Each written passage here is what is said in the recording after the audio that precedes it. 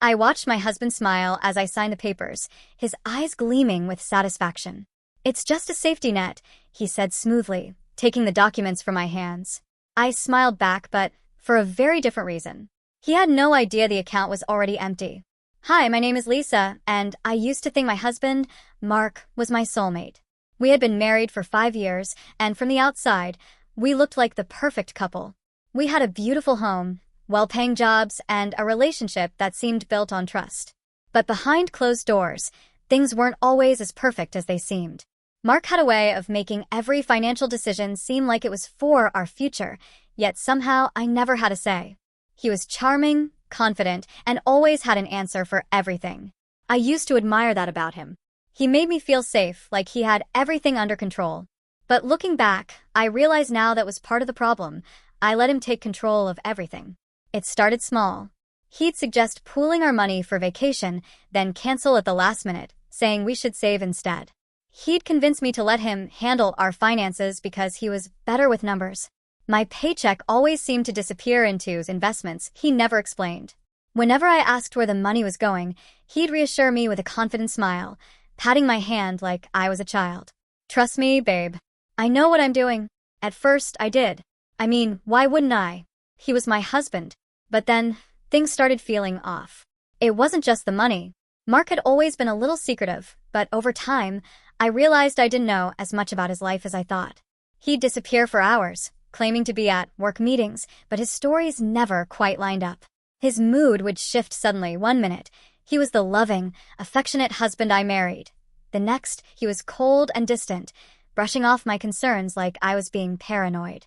One night, after another canceled vacation and another paycheck that mysteriously vanished, I decided to look through our finances myself. I wasn't expecting anything sinister. I just wanted answers. But what I found made my stomach twist into knots. Our joint account, the one we were supposed to be saving in together, it was nearly empty. Confused, I checked our statements. Money was being withdrawn regularly, large sums, all going to an account I didn't recognize. My heart pounded as I tried to make sense of it. Was it a business account? A hidden investment? Or was something else going on? I wanted to confront Mark right away, but I knew better. He'd just brush me off, like always. So instead, I decided to wait, to watch, and to gather more information. Then one night, I got my answer. Mark had gone out for the evening, claiming he had a late meeting. But something felt off. He had been acting strange all day, distracted and restless. So when he left, I did something I had never done before. I checked his office. Mark had always been protective of his personal files, but I knew he kept important paperwork in the bottom drawer of his desk. My hands shook as I opened it, expecting to find bank statements or contracts. But what I found was so much worse. A stack of papers, neatly clipped together, with my name on them. I flipped through the documents, my breath catching in my throat. They were legal forms, documents that, if signed, would give Mark full control over my personal savings account. The one I had before we got married. The one he shouldn't have had access to. My vision blurred as I scanned the fine print. He wasn't just managing our finances. He was planning to take everything. My hands trembled as I set the papers back, my mind racing. I needed to think, to stay calm. I needed to figure out what he was up to before he knew I was onto him.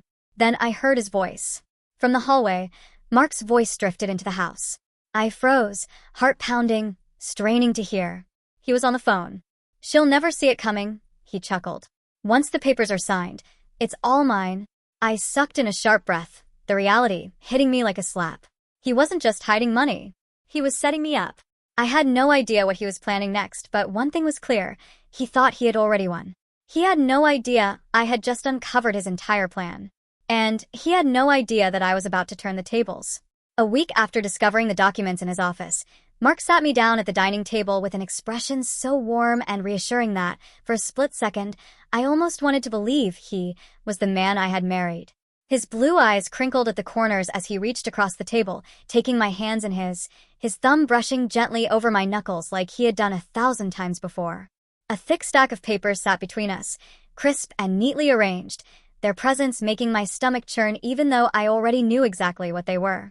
"Honey," he said, his voice dripping with the same easy confidence that had once made me feel so safe. "This is just a precaution, nothing to worry about." He slid the papers toward me, his fingers tapping against the top sheet, his wedding band glinting under the light. If anything ever happens to me, I want you to have full access to everything. It's just a safety net, you know? Just in case. His tone was so gentle, so affectionate, that I had to stop myself from laughing at the sheer audacity of it all. I glanced down at the pages, my pulse quickening as my eyes skimmed over the words. Legal jargon, financial terms, and a signature line at the bottom where I was expected to sign away my financial independence. I recognized the account number immediately, my personal savings, the one I had opened years before we got married, back when I was still just Lisa Carter, before I had ever heard the name Lisa Morgan. He wanted me to sign it over to him, just like that, as if I were handing him the remote control or asking him to pick up groceries on his way home. Mark kept talking, his voice smooth and practiced, weaving together a tangled web of half-truths and reassurances. He mentioned tax benefits, easier access, security for us in case of an emergency, a future where I would never have to worry. His words flowed effortlessly, but I wasn't listening anymore. Not really. I was too focused on how fast he wanted me to sign, how his fingers drummed against a table with forced patience, how his jaw tightened every time I hesitated, even slightly. I smiled, making sure it reached my eyes. Of course, babe. I trust you. The moment the words left my mouth, his shoulders relaxed, his grip on the pen loosening as he slid it toward me. He truly believed I was clueless, that I had walked straight into his little trap without a second thought. But what Mark didn't know, what he never would have suspected, was that I had already emptied that account months ago. As I reached for the pen, I felt an eerie sense of calm wash over me, the kind of stillness that comes right before a storm. Mark had underestimated me, and that would be his biggest mistake. I pressed the tip of the pen to the paper, hesitating just enough to make him shift in his seat, his fingers twitching with the effort of holding back whatever impatience was bubbling just beneath the surface. "Are you sure this is necessary?" I asked, tilting my head slightly, watching his reaction closely. I wanted to see how well he could lie to my face, how easily he could manipulate me when he thought I was still under his spell. "Absolutely, babe," he said, his voice unwavering, his smile never faltering. "It's for us. For our future." I nodded, pretending to consider his words, dragging out the moment just long enough to watch his mask slip, just a fraction, just enough for me to see the flicker of something darker in his expression. Desperation? Greed? Fear that I might start asking real questions? I couldn't be sure, but whatever it was, it sent a thrill down my spine. With a practiced sigh, I signed my name on the dotted line, my signature curling neatly across the paper, sealing the deal in Mark's mind. He exhaled softly, relief washing over his features as he quickly gathered the papers, tucking them into his folder as if he couldn't get them away from me fast enough. I forced myself to keep smiling, to let him believe he had won, to act as if I had just handed him exactly what he wanted. But deep down, I knew the truth. Mark thought he had just secured his future. He had no idea I had already secured mine. Mark had no idea that I had been watching him for a long time, carefully observing every excuse he made, every inconsistency in his explanations, every evasive glance when I casually asked about our financial situation. He carried himself with such confidence, so assured in the belief that I would never question him, never look too closely, never consider the possibility that my loving husband might be capable of something so deceitful. But the truth was, I had begun to see through him long before he ever handed me those papers, long before he thought he had outmaneuvered me, long before he believed I was too naive to understand what was really happening right under my nose. I started noticing small things at first, little red flags that seemed harmless in isolation but, when put together, painted a picture that I could no longer ignore. It was the way he always deflected when I asked about our joint bank statements, offering vague reassurances instead of real answers, making excuses about how he was handling things to keep our finances organized. It was the way he became unusually tense whenever money came up in conversation, how he would steer discussions away from financial matters as if the very topic made him uncomfortable. It was the sudden business trips that never quite made sense, the urgent investments that required large sums of money to disappear overnight, the discrepancies between what he told me and what I could actually see happening in our accounts. I wasn't stupid, and I wasn't blind, but I had been trusting. I had been willing to believe that my husband had my best interests at heart, that his secrecy was nothing more than a bad habit, that his reluctance to share financial details wasn't a deliberate attempt to control me. But once I started paying closer attention, once I started truly seeing him for what he was, I realized how deep the deception ran. A few months earlier, before he ever sat me down with those papers, I had made a decision that would change everything. I had taken control of my own finances, moving my savings into a private account that he didn't know about, ensuring that no matter what happened, I would never be left with nothing.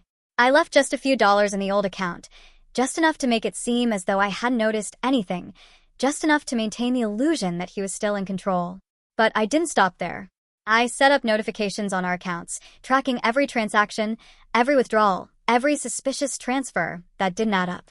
What I found was worse than I had expected, worse than I had feared, worse than I had let myself believe was possible.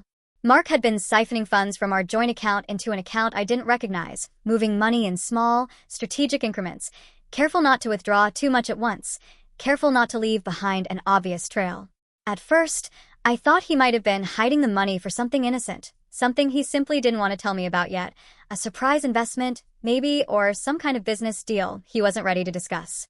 But the deeper I dug, the clearer it became that this was no simple oversight, no misunderstanding, no mistake. He had been planning something for a long time, something calculated, something that required my ignorance, something that depended on me never questioning him. That night, after staring at the account records for hours, I made a plan of my own. If Mark wanted to play games, if he thought he could manipulate me into handing over my savings without a fight, then I would let him believe he was winning.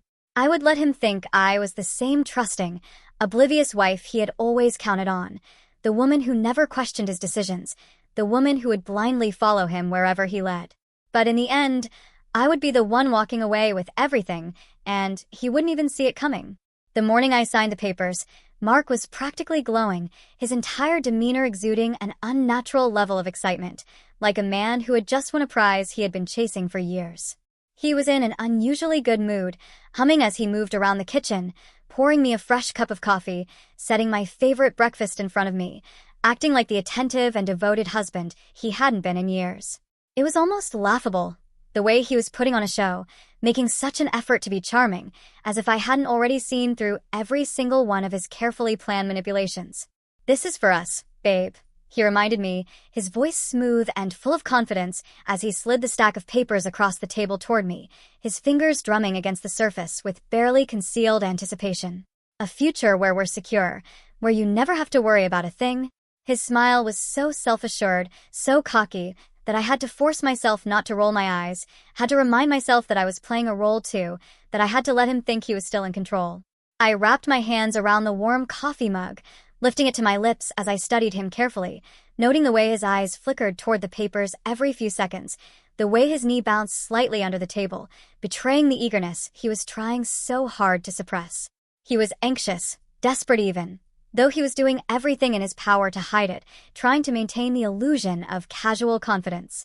I took my time setting my cup down, deliberately dragging out the moment, pretending to hesitate, pretending to consider what I was about to do. I picked up the pen, holding it loosely between my fingers, and paused just long enough to make him nervous, just long enough to watch his expression shift ever so slightly, to see the first flicker of impatience cross his face. "And this will really protect us?" I asked sweetly, tilting my head as if I were still the trusting, oblivious wife he thought I was, as if I hadn't already seen straight through his lies. He nodded eagerly, his excitement barely contained, his entire body practically vibrating with the effort of keeping himself composed. "Of course, babe," he said quickly, his voice steady but his grip on his coffee cup tightening just a little too much. "This is just a legal precaution, a formality, really. It's what's best for us, for our future together." I almost laughed at how sure of himself he was, at how convinced he seemed that he had already won, that I had walked straight into his trap without even realizing it. The sheer arrogance of it all was astounding, the way he looked at me with that self-satisfied gleam in his eye, completely unaware that the game he thought he was playing had already been flipped upside down. I lowered my gaze to the papers in front of me, letting my expression soften just enough to sell the moment, just enough to make him believe that I had finally accepted his words as truth. My fingers tightened around the pen as I pressed the tip to the paper, signing my name slowly, deliberately, savoring every second of the moment as I dragged the ink across the page. The second my signature was complete, Mark snatched the papers from my hands, his excitement breaking through his carefully composed exterior, his fingers gripping the stack like they were a winning lottery ticket. His eyes flicked over the signature quickly, as if he needed to confirm for himself that it was real, that he had actually pulled it off, that he had just secured exactly what he wanted. I just smiled, keeping my expression neutral, keeping my satisfaction hidden behind a mask of blind trust, knowing full well that he was celebrating far too soon. If only he knew what I had really just done. If only he knew that his victory was nothing more than a carefully placed illusion, a trick I had let him believe he had pulled off without a hitch. I stood up from the table, stretching my arms as if nothing significant had just happened, as if I hadn't just given him exactly what he thought he wanted, as if I wasn't already 3 steps ahead of him. "I'm going to take a shower," I said casually, brushing a hand over his shoulder as I walked past him, feeling the tension in his muscles, feeling the barely contained excitement radiating from his body. "Sure thing, babe," he said, barely paying attention, already too focused on gathering the papers, already thinking about what came next, already convinced that he had played me perfectly. As I walked up the stairs, I felt my heart pounding in my chest, not with fear, not with regret, but with anticipation. The pieces were in place, the trap was set, and Mark was too blinded by his own arrogance to realize that he had just made the biggest mistake of his life. 2 days after I signed the papers, I was sitting at my desk with my laptop open, sipping my morning coffee, when my phone vibrated beside me, the notification appearing on the screen like a silent alarm. The message was from my bank, a routine alert that I had set up months ago, the same kind that had been quietly feeding me information for weeks now, only this time, it confirmed exactly what I had been waiting for. Mark had finally made his move, attempting to drain my old savings account, the one he believed was still filled with every dollar I had earned before we got married, the one he had so carefully tricked me into signing over to him, completely unaware that I'd already beaten him to it.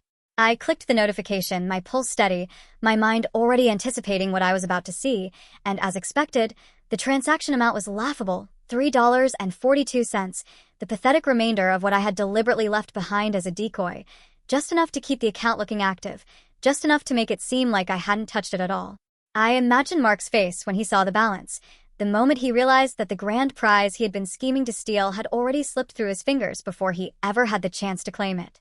I could practically hear the sharp intake of breath, the confusion twisting into frustration, the muttered curses under his breath as he frantically checked and rechecked, hoping that he had made some mistake, that there had been some kind of banking error, that the money was simply hidden somewhere beyond his immediate reach. I leaned back in my chair, a slow smile creeping across my face as I let the moment sink in, relishing the thought of him sitting in his office or his car or wherever he had planned to celebrate his so-called victory, only to be blindsided by the undeniable proof that his entire plan had just crumbled beneath him. He had been so sure of himself, so certain that he had outmaneuvered me, so confident that I would never catch on to what he had been doing, and yet here he was, staring at an account with barely enough money to buy himself a cup of bad coffee. But that wasn't even the best part, because while Mark had been busy plotting behind my back, spinning his little web of deceit and congratulating himself on a job well done, I had been gathering my own evidence, piece by incriminating piece, building a case against him without him ever suspecting a thing. I had screenshots of every shady transaction, every unexplained withdrawal, every transfer to the unknown account he thought I would never find, all neatly organized and time-stamped, ready to be used when the moment was right. I had recordings of our conversations, subtle admissions hidden beneath layers of manipulation, moments where he had unknowingly revealed just enough for me to connect the dots. I had receipts, paper trails, proof of his lies stacked so high that there was no way he could talk his way out of it, no loophole he could slip through, no excuse he could make that would erase what I had in my possession. The irony of it all was almost too perfect. Mark had spent so much time trying to con me, trying to trap me, trying to strip me of everything I had worked for, that he never once considered the possibility that I might be doing the exact same thing to him. He had thought he was the mastermind, the puppet master pulling the strings, the one in control of the entire game, but in reality, he had been nothing more than a pawn, blindly moving forward without ever realizing that the board had already been rigged against him. I checked my phone again, refreshing the account just to be sure, though I already knew the money was long gone, safely tucked away where he could never reach it. I had spent weeks preparing for this moment, moving my savings into an entirely new account under a name he didn't know, ensuring that even if he somehow managed to dig through every financial record, he would find nothing but dead ends. He had taken every precaution to ensure I never suspected him, but in the end, it was his own arrogance that had blinded him to the truth. He had never been the one in control, not really, not when I had been playing the long game right under his nose. I took another sip of my coffee, exhaling slowly as I weighed my options, knowing that this was just the beginning, that Mark was going to react, that he was going to spiral, that he would do everything in his power to regain the upper hand. He wasn't the type to accept defeat gracefully, and I knew that the second he realized what had happened, he would come to me, demanding answers, spinning new lies, trying to salvage whatever he could from the wreckage of his failed scheme. But I wasn't worried, not anymore, because for the first time in a long time, I held all the cards, and Mark had no idea just how much damage I could do with them. I waited until dinner to drop the bomb, sitting calmly across from Mark at our dining table, watching as he carried on with his usual routine, completely unaware that his carefully crafted plan had already fallen apart. He was relaxed, almost smug, chewing his food with the air of a man who believed he had the world at his feet, utterly convinced that by the end of the night, his bank account would be significantly fuller, while I remained blissfully ignorant of the betrayal lurking just beneath the surface. I could see it in the way he carried himself, the slight smirk tugging at the corner of his lips, the lazy way he twirled his fork between his fingers, the confidence radiating from him as if nothing could possibly go wrong. I knew exactly what he was waiting for, the notification that would never come, the moment his so-called victory would be confirmed, the transfer of funds that was supposed to signal his ultimate success. He had probably spent the entire day waiting, checking his phone repeatedly, growing increasingly confused each time he saw nothing but disappointment staring back at him. But still, he sat across from me, playing the role of the devoted husband, the man who had everything under control, unaware that I had been in control the entire time. "So," I said, swirling the wine glass in my hand, watching as the deep red liquid caught the light, my voice casual, unconcerned, deliberately baiting him into a false sense of security. "How was your day?" He smirked, tilting his head slightly as he glanced up at me, the same easy, charming expression he always wore when he thought he was getting away with something. "Great, babe," he said smoothly, reaching for his own glass, taking a slow sip, as if he had all the time in the world. "Just handling some finances, making sure everything is in order, you know how it is." His tone was light, effortless, as if the very idea of deceit had never even crossed his mind, as if he was merely a responsible husband ensuring the stability of our shared future. I grinned, unable to stop myself from savoring the moment, the anticipation bubbling just beneath the surface as I leaned back slightly in my chair, pretending to consider his words as if I hadn't already uncovered every last one of his secrets. "Oh, I know," I said, my voice just a touch too sweet, just a little too knowing, the kind of statement that made his brow twitch with the smallest flicker of unease. "I saw you tried to move money out of my savings." His fork clattered onto his plate, the sound slicing through the silence like a gunshot, his entire body going rigid in an instant, his eyes snapping up to meet mine, wide and disbelieving. For the first time in a long time, I saw something in his expression that I had never seen before. Fear, raw and unfiltered, the unmistakable realization that everything he had planned, everything he had orchestrated, had just collapsed right in front of him. "What?" he breathed, his voice barely above a whisper, the confidence draining from his face so quickly that it was almost laughable, his carefully constructed facade beginning to crack under the weight of his own deception. I leaned in slightly, resting my elbow on the table, lowering my voice just enough to let the words sink in, savoring the way his entire world was unraveling right before my eyes. "Surprise," I murmured, letting the satisfaction drip from my tone, watching as his atoms apple-bobbed with a hard swallow. "There's nothing there." His face turned pale, his hands clenching into tight fists on the table, his breathing just a little too shallow, his mind racing behind his eyes as he desperately tried to piece together what had gone wrong. I could see the calculations running through his head, the frantic attempt to find some kind of explanation, some kind of loophole, some way to regain control of the situation before it spiraled completely beyond his grasp. "You," he started, his voice faltering, his usual smooth composure nowhere to be found. "What did you do?" His words were tight, clipped, strained with the effort of maintaining what little dignity he had left, as if he could still somehow salvage the wreckage of his failed scheme. I took another slow sip of my wine, letting the silence stretch between us, letting him stew in the weight of his own downfall, watching as his fingers twitched, as his jaw clenched so tightly I thought he might crack a tooth. "I protected myself," I said simply, placing my glass back onto the table, folding my hands neatly in front of me, as if this were nothing more than a casual conversation, as if I weren't watching him unravel right before my eyes. "I knew what you were doing, Mark. I knew about the hidden account. I knew about the transfers. I knew about everything before you ever thought I did. He exhaled sharply, his head shaking in disbelief, his entire body stiff with the weight of realization, the dawning horror that he had never been one step ahead of me, not even for a second. That's not possible, he muttered, almost to himself, as if he were trying to convince himself that he hadn't just been outplayed, that the version of me he had underestimated for so long hadn't just completely destroyed him. I tilted my head, studying him with something close to amusement, watching as the wheels turned, as the panic settled in, as he began to grasp the full extent of what had just happened. "You really thought I wouldn't notice, didn't you?" I asked, my voice soft, almost pitying, watching as his hands twitched toward his phone like he could somehow undo everything if he just moved fast enough.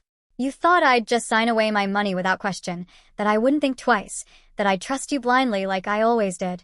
Mark opened his mouth, then closed it again, his breathing uneven, his entire body wound so tight that I almost expected him to snap right then and there. He was floundering, grasping for an explanation, for a way out, for some way to turn the tables back in his favor, but there was nothing left for him to take, nothing left for him to manipulate, nothing left but the sinking realization that he had lost. I exhaled slowly, pushing my chair back from the table, standing to my feet with deliberate slowness, letting the weight of my victory settle over the room. "Dinner was great," I said, my tone light, almost indifferent, as if this conversation hadn't just sealed his fate, as if I hadn't just burned his entire plan to the ground.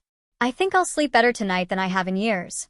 I turned to leave, walking away without looking back, without giving him a chance to recover, without giving him the satisfaction of seeing the last shred of control he had slipped right through his fingers.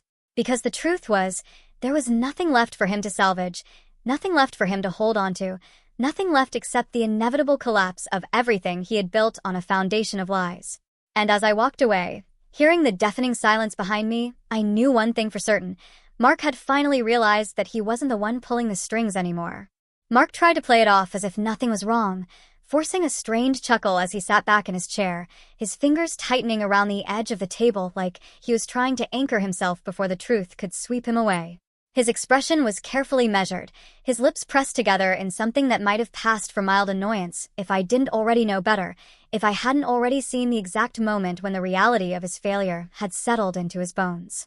His eyes, however, betrayed him entirely, the panic flashing behind them like a warning sign, his carefully constructed mask beginning to crack under the weight of everything he had just realized. "It was just a misunderstanding," he stammered, his voice lacking the usual smooth confidence he relied on whenever he needed to talk his way out of something. He reached for his wine glass, but his fingers fumbled slightly as he lifted it, betraying the unsteadiness in his hands, the tension in his body, the barely concealed fear simmering just beneath his skin. "I was trying to combine our savings, to make things easier for both of us, to make sure everything was in one place where we could access it together, where it would be safe." "You must have gotten confused, babe. It's not what you think." I tilted my head slightly, watching him with an almost clinical detachment, studying the way his throat worked as he swallowed, the way his knee bounced slightly beneath the table, the way his shoulders remained just a little too tense for someone who was supposedly telling the truth. His words came too quickly, his tone just a little too rehearsed, like he had been preparing this excuse for days, like he had convinced himself that if he said it with enough conviction, I might actually believe it. "Cut the crap," I said flatly, my voice slicing through the air with the kind of finality that left no room for argument, no room for the usual dance of half-truths and misdirection that he had relied on for years. I leaned forward slightly, lowering my voice just enough to force him to focus, just enough to make him feel the weight of what I was about to say. "I know about the other account, the one you've been funneling money into behind my back, the one you thought I'd never find, the one you were using to steal from me, to set yourself up while leaving me with nothing, to make sure that when you were done playing the loving husband, you could walk away with every single dime you could squeeze out of me." His face went slack in an instant, his jaw tightening as his breath hitched, his fingers clenching into fists on the table as his entire body went unnaturally still. I watched as he opened his mouth, as if he were about to protest, as if he were about to summon one last excuse, one last desperate attempt to manipulate his way out of the situation, but no words came. For the first time since I had met him, Mark Morgan was completely, utterly speechless. Then, just as quickly, the anger came, replacing the panic in his eyes with something far sharper, far uglier, something that had always been buried deep beneath the surface, waiting for the day when his careful control finally slipped. "You think you're so smart," he snapped, his voice laced with something venomous, something dangerous, his hands slamming against the table with enough force to make the silverware rattle. "You think you can just outplay me, that you can just pull one over on me like I'm some kind of idiot? You think you can do this and walk away like nothing happened, like you didn't just ruin everything?" I exhaled slowly, letting the weight of his words settle between us, letting the anger roll off of him in waves as he clenched his jaw so tightly that I half expected him to break a tooth. He wanted a reaction, wanted me to shrink under the force of his fury, wanted me to second-guess myself, to let fear dictate my next move, but he had already lost that power over me. He had lost at the moment I had decided to stop being the woman he had shaped me into, the moment I had started playing my own game instead of following his rules. "Oh, I don't think," I said evenly, standing up from my chair with deliberate slowness, watching as his eyes tracked my movements, his breath coming just a little too fast, his fingers twitching like he wanted to grab something, to do something, to find some way to regain control of a situation that was already beyond saving. "I know." And with that, I reached into my bag, pulling out the thick envelope I had prepared days ago, the one filled with everything he thought I would never find, every receipt, every bank statement, every transfer, every single piece of evidence that tied him to the account he had been hiding from me. I let it fall onto the table with a heavy thud, watching as his expression flickered between disbelief and fury, his hand hesitating for just a second before snatching it up, his fingers shaking slightly as he tore it open. The room was silent except for the rustling of paper, the sharp intake of breath as he scanned the contents, the way his fingers curled around the pages like he wanted to rip them apart, to erase them from existence, to undo everything that had already been set in motion. His face shifted as he read, his skin paling as realization settled over him, as he finally understood just how deep the hole he had dug for himself truly was.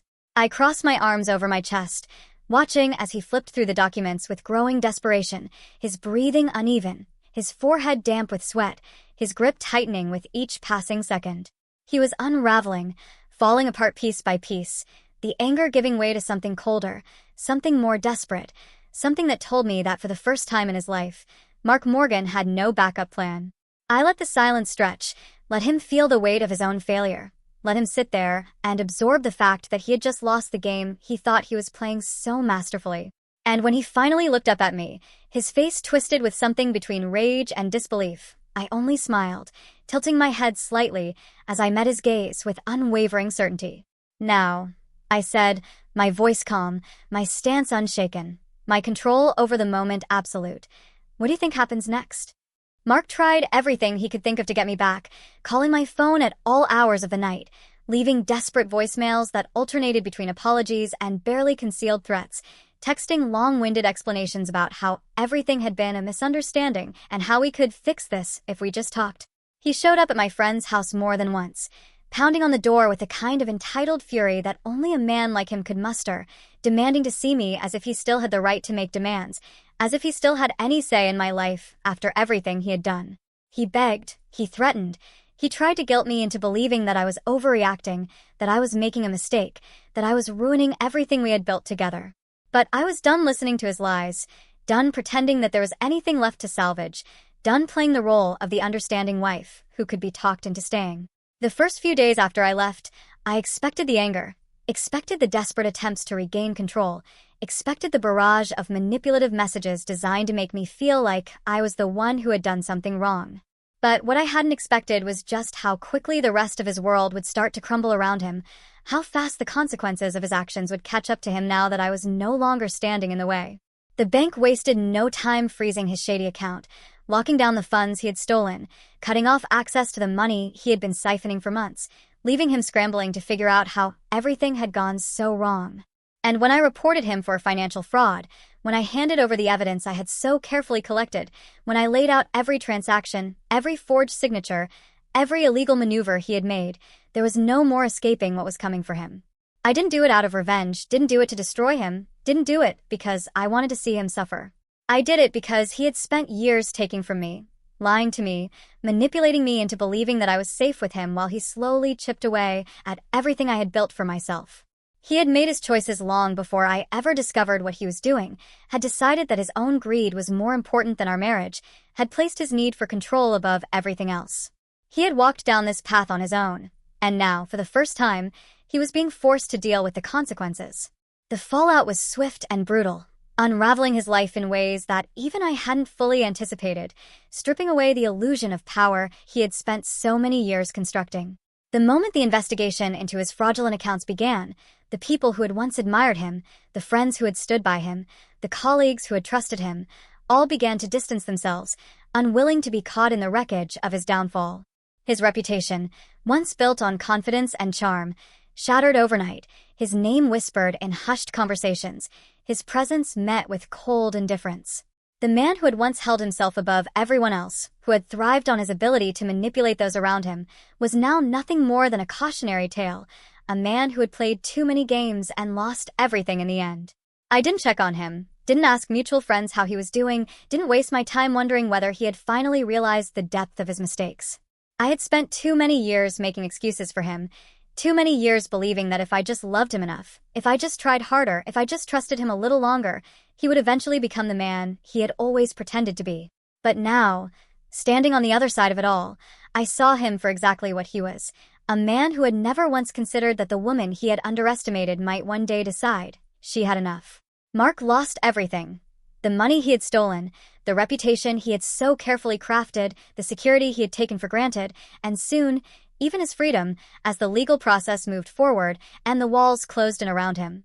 And as I watched from a safe distance, no longer tangled in the web of his deception, no longer weighed down by the chains of a marriage that had long since been broken, I realized that I felt nothing for him anymore.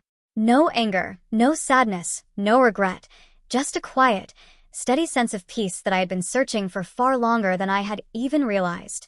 I wasn't out for revenge when I walked away from him, wasn't trying to ruin him, wasn't trying to tear him apart the way he had once tried to do to me. All I ever wanted was my life back, to feel like I had control over my own future again, to wake up each morning without the suffocating weight of doubt pressing against my chest. And now, standing in the wreckage of what he had built, watching as I finally reclaimed everything he had tried to take from me, I knew with absolute certainty that I had it. A year had passed since I walked out of that house for the last time, a full 12 months since I had finally freed myself from the weight of Mark's manipulations, his deceit, and the endless game of control he had tried so hard to play. It felt strange sometimes to look back at the woman I had been, the version of myself that had once believed in him, trusted him, given him every possible chance to prove that he was the man I had thought he was. That woman had lived in a world built on illusions, had spent years convincing herself that love meant sacrifice, that trust meant silence, that devotion meant never questioning the things that didn't feel right. But that woman was gone now, replaced by someone stronger, someone smarter, someone who had learned the hard way that the only person she ever needed to rely on was herself. My new life had started the moment I closed that door behind me, the moment I took my first breath of air that no longer belonged to him, the moment I decided that I would never again allow myself to be controlled by a man who saw me as nothing more than a pawn in his game. I had moved into my own apartment, a space that was entirely mine, free of the ghosts of our marriage, free of the lingering presence of his lies, free of the constant uncertainty that had once kept me up at night.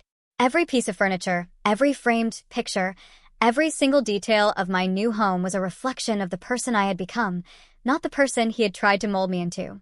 My finances, once a carefully controlled mystery that Mark had kept just out of my reach, were now fully in my hands, my account secured, my savings safe, my future no longer tied to a man who had spent years trying to strip me of my independence.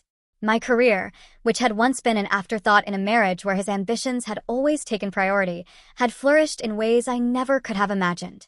Without him constantly draining my resources, without the stress of wondering where my money was going, without the suffocating presence of his control, I had been able to focus on myself, to pour my energy into building something real, something that was mine and mine alone. Mark, on the other hand, had not been so lucky, had not landed on his feet the way he had probably convinced himself he would, had not found some miraculous way to escape the consequences of his own actions. The last I had heard of him, he was drowning in debt, struggling to claw his way back to the life he had so carefully curated, only to find that there was nothing left for him to return to. His reputation had crumbled under the weight of the fraud charges, his name whispered in hushed tones among the very people he had once tried to impress, his former friends distancing themselves one by one until he had no one left to manipulate, no one left to use, No one left to pull into whatever scheme he thought would be his next big win. He had spent so many years believing that he was untouchable, so much time convincing himself that he could outmaneuver anyone who got in his way, so much effort into crafting the illusion that he was always the smartest person in the room. But the truth was, he had been too arrogant to see what was right in front of him, too blinded by his own ego to realize that he had underestimated the one person who had been watching him more closely than anyone else. Looking back, I realized that Mark had spent so much time trying to trick me, so much energy into deceiving me, so much confidence in his ability to manipulate me, that he never saw the truth, that I had always been 3 steps ahead. I had spent years second-guessing myself, wondering if I was imagining the red flags, convincing myself that I was being overly cautious, doubting my own instincts because Mark had made me believe that I should. But now, standing on the other side of everything, I knew the truth. I had never been wrong about him. Not once, not even in the moments when I had told myself to let it go, to trust him, to push away the nagging feeling that something wasn't right. The difference between then and now was that I finally trusted myself more than I had ever trusted him, finally listened to the voice inside me that had been warning me all along, finally understood that the greatest mistake I had ever made was not walking away sooner. My life was mine again, free of his manipulations, free of the suffocating presence that had once dictated my every move, free of the uncertainty that had once held me captive. I had found happiness in the simple things, in the quiet mornings with my coffee, in the peacefulness of knowing that I was in control of my own future, in the knowledge that I had rebuilt my life from the ground up without him. I had once believed that leaving Mark would be the hardest thing I would ever do, had once feared that I would never truly feel whole without him, had once thought that I would always carry the weight of what he had done to me. But now, standing here a year later, I knew without a doubt that I had never needed him, never needed his approval, never needed his validation.